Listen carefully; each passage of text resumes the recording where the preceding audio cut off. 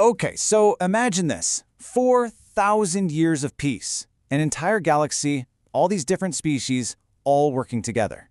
Now, imagine all of that burning down in just 11 minutes. This is the story of how a single, desperate signal sent from the very heart of that inferno ended up sparking a war that would change everything.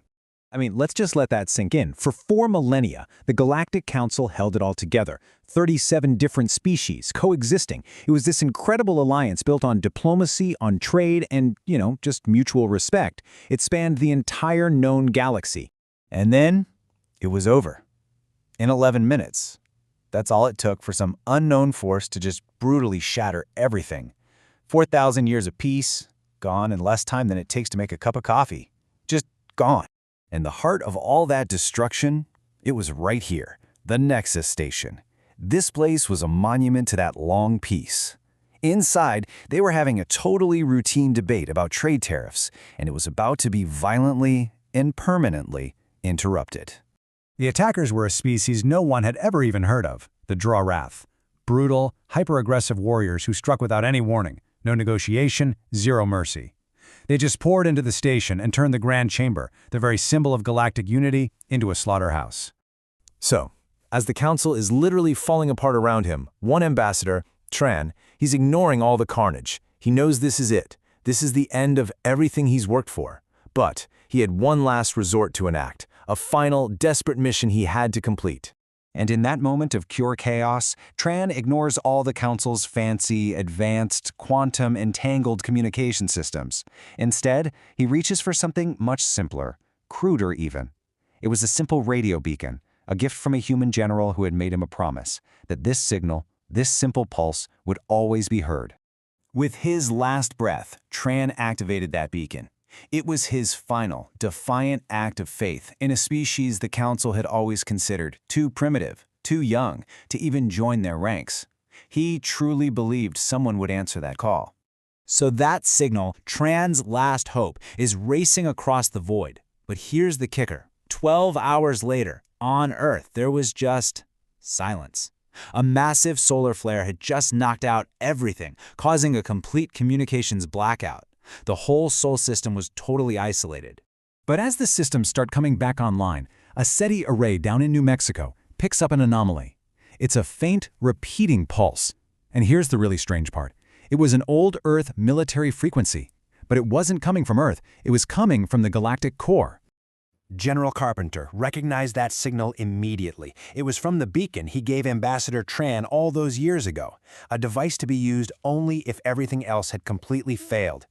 The signal itself was just a pulse. There was no message, but the silence, the total lack of any follow-up, well, that spoke volumes.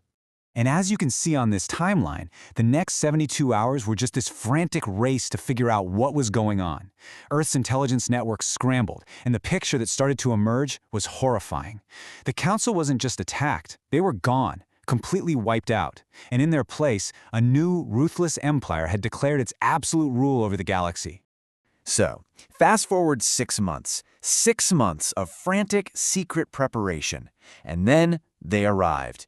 The Drawrath War Fleet showed up in the Sol system, led by their apex, Vrak Dreth, aboard his colossal flagship, the Throne of Scales. They were expecting just another easy conquest. The Drawrath broadcast their standard, chilling ultimatum across all frequencies. They were completely confident that these primitives, a species that wasn't even on their main subjugation list, would just quickly surrender in terror. And Earth's response? Nothing. Not a thing. No pleas for mercy, no attempts to negotiate, no panic broadcasts. Just absolute, unnerving silence. And that silence, it started to really worry the Drawrath commanders. So, growing uneasy, the Drawraths scan Earth's orbital platforms again, just to be sure. And that's when they realized their fatal mistake. Those structures, they weren't civilian stations. They were weapons. And every single one of them was aimed right at them. This wasn't a defense, oh no. It was a trap, a devastating, multi-layered trap. And as this slide shows, it all began with Phase 1, the Aegis Ring. The 12 structures that Drawrath mistook for civilian stations just opened fire in a synchronized barrage of kinetic railgun slugs. Now, humanity was totally outgunned, but they fought as a single, coordinated entity.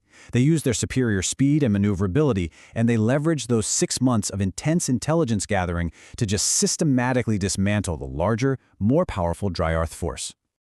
But the turning point of the entire battle, it all came down to a single, high-stakes covert mission. It was codenamed Operation Blackout. A 5-man Special Forces team, Sigma Division, had to board the Throne of Scales and destroy its shield generator from the inside.